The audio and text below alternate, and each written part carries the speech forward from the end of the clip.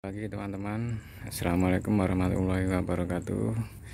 Apa kabar teman-teman para pecinta bonsai seluruh Indonesia?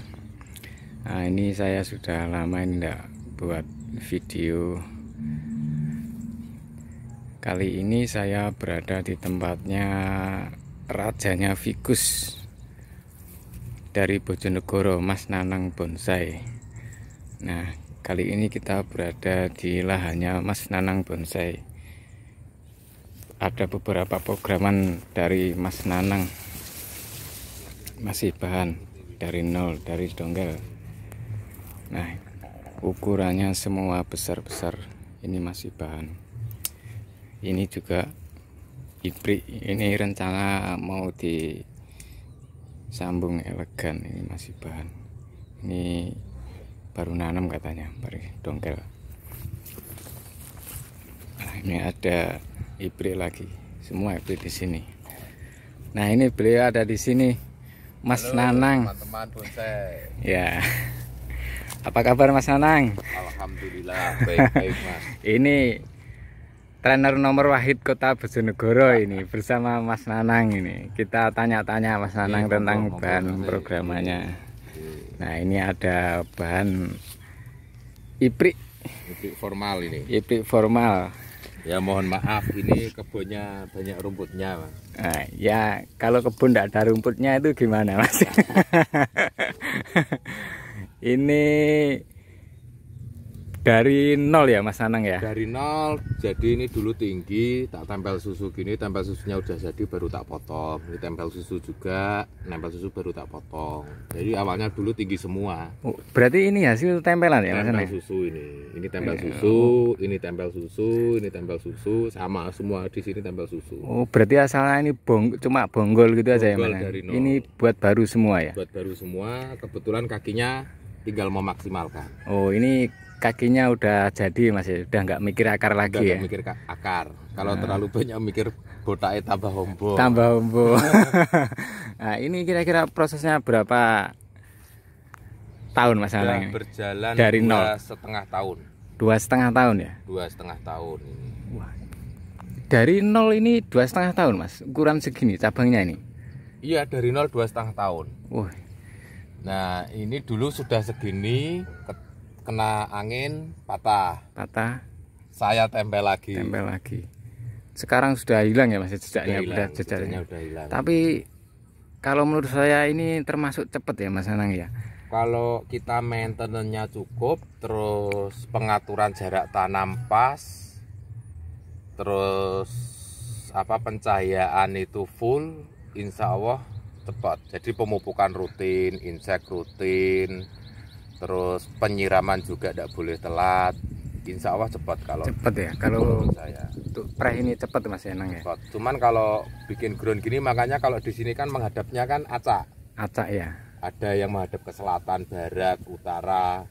Itu tujuannya untuk pengaturan pencabangan biar tidak saling bersentuhan. Kalau menghadapnya ke selatan semua kan nanti berbenturan tangan kiri kanan. Oh ya, benar Ya. benar.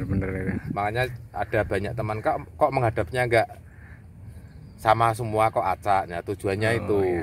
karena bagaimanapun tangan kiri kanan itu kan bentangannya kan lebih panjang. Lebih panjang ya? Nah, kita harus bisa menentukan wajah dulu kalau nanam programan. Oh. Wajahnya bagaimana sehingga tangan itu tidak bersentuhan. Oh, Nah, iya. banyak teman-teman itu kan bikin ground, wah enak wajah kok gini, digawe roto tidak bisa. Oh. Karena juga berpengaruh terhadap masuknya pencahayaan. Pencahayaan juga. Bersentuhan antara pencabangan akan akhirnya kan angin panas kan nggak bisa leluasa. Nggak bisa masuk. leluasa, Nah, ya. Itu salah satu teknis bagaimana mempercepat pertumbuhan juga. Pertumbuhan juga. Oh, itu jadi triknya seperti itu ya? Triknya seperti Mas itu. Nanang. Terus ini pupuknya ini pakai apa Mas Nanang? Kok cepat sekali ini? 2,5 tahun Pupuk udah. itu bisa pakai NPK apapun. NPK ya? NPK apapun, pakai organik bisa, pakai kimia bisa. Tapi Itu kan kalau semua pilihan. tapi kalau di sini Mas Nanang pakai apa ini? Golden Max saya, Golden Mac. Golden Max. Golden Nah, Mac. kebetulan kalau Golden Max itu kan Jarang. jarang yang jual. Nah, ini kira-kira berapa Mas Nanang kalau dijual ini Mas Nanang? Nah, ini kalau dijual saya kalau jadi aja. Kalau saya itu kan proses bonsai jadi. Kenikmatan membuat bonsai itu kan kita bisa membuat dari nol sampai jadi, itu kan titik klimaksnya kan di situ. Oh iya, iya. Masalah laku ya tetap kita harus ada target berapa. Nah kalau ini target ya paling enggak saya 300-an. 300-an. Kalau udah elegan tampil di pot. Oh iya, iya. Katanya ini masih bahan dulu, katanya pernah ada penawaran 50 ya Mas Anang ya. Iya, pernah 50, cuman ya, tapi jangan dulu lah. Tapi belum, kondisinya belum begini kan, masih Belum begini. Masih ya masih kecil, ini belum motong. Kalau iya, sekarang ini kan motong. Ini udah kan motong. konsepnya besok mahkotanya kan semi mahkota di sini, terus lidahnya panjang.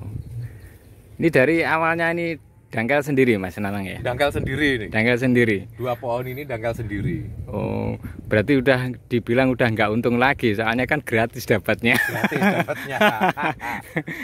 Udah ya, dongkal sendiri, beli di kebunnya orang di tetangga sebelah itu 2 pohon ini 1 juta.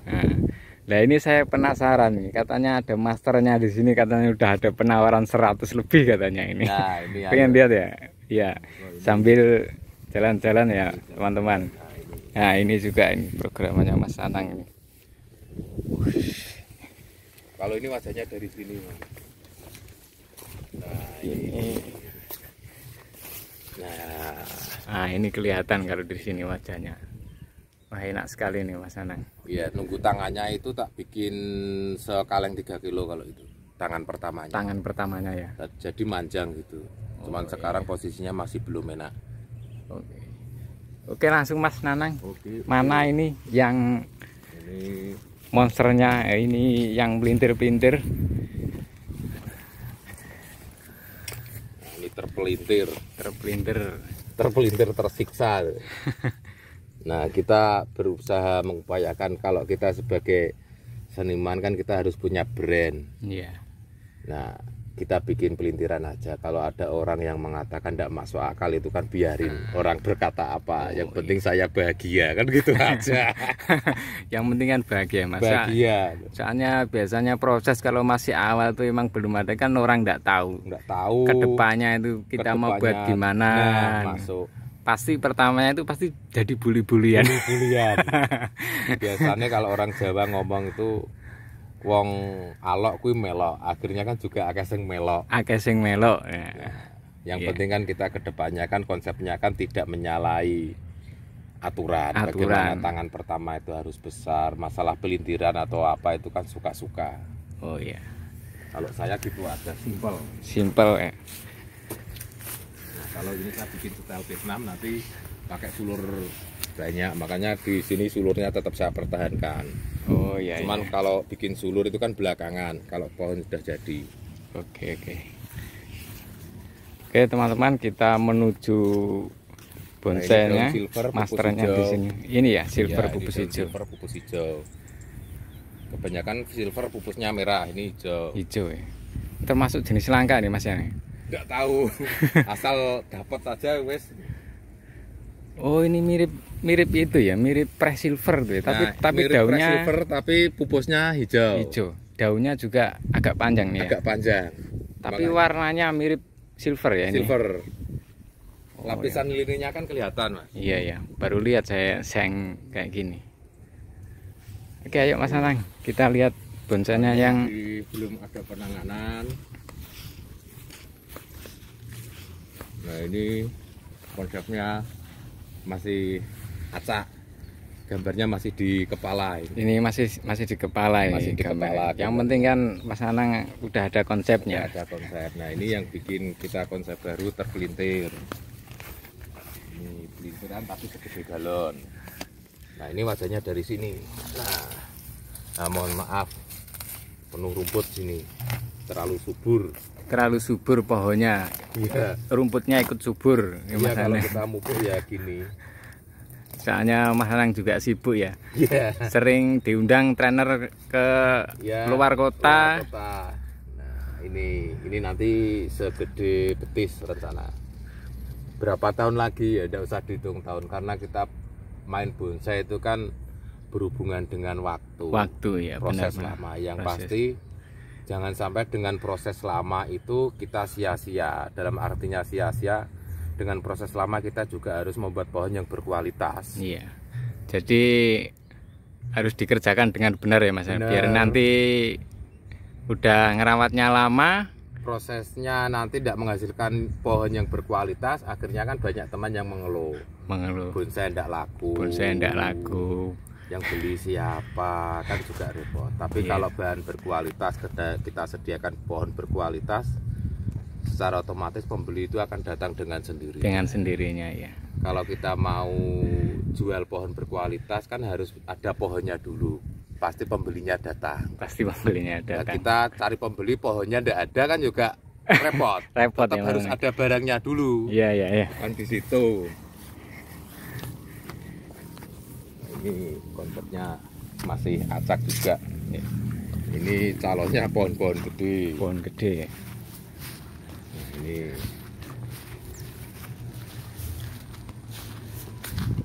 Nah ini dia masternya di sini nih, yang udah ada penawaran 100 lebih ini.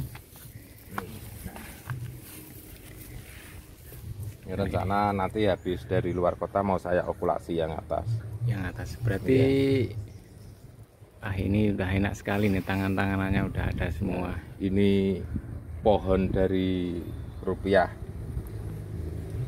170 dulu. 170 belinya. 170.000. 8 tahun setengah yang lalu tapi Mas. 8 tahun setengah yang lalu. Iya. Sekarang udah penawarannya udah 100 lebih. Udah berapa kali lipat tuh Mas Ana? Udah nggak bisa dilipat kata teman-teman. Terus kapan rencananya ini pohonnya bisa dilipat ini? Wah, belum dulu. Semoga nggak tergoda Mas. Ini targetnya berapa Mas Ana? Kalau target 200 besok itu. 200 ya? Rencana. Kalau 200. Pas nanti kantongnya tebel ya bisa 200 lebih. Bisa 200 lebih.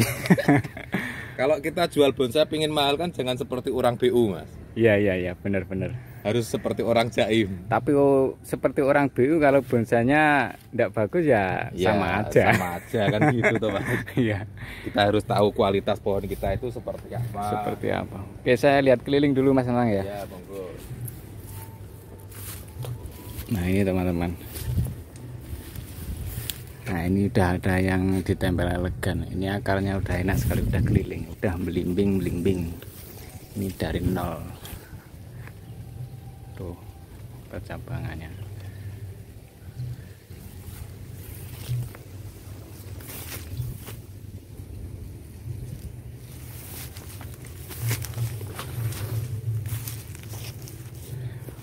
Bahkan dari 170.000 sekarang 100 juta lebih belum dikasih sama Mas Nanang. Masih eman-eman. Masih eman-eman. Ya, ingin mencapai titik klimak aja lah Mas. Titik klimaknya ya. Ya. Jadi pengen dijadiin ini Mas Nanang. Dijadikan dulu ya. Buat hiasan depan rumah, kalau udah ada penawaran yang cocok ya dilepas kan gitu. Oke Mas Nanang, terima kasih banyak waktunya Mas Nanang. Sebenarnya ini Mas Nanang ini ada undangan keluar kota ini. Menghormati tamu itu kan wajib. Iya. Jadi Mas Nanang masih nyempatin untuk saya wawancarai, kita tanya-tanya masalah gimana program bonsainya Mas Nanang ini. Jadi terima kasih waktunya Mas Nanang ya. Terima kasih udah nyempatin waktunya. Ada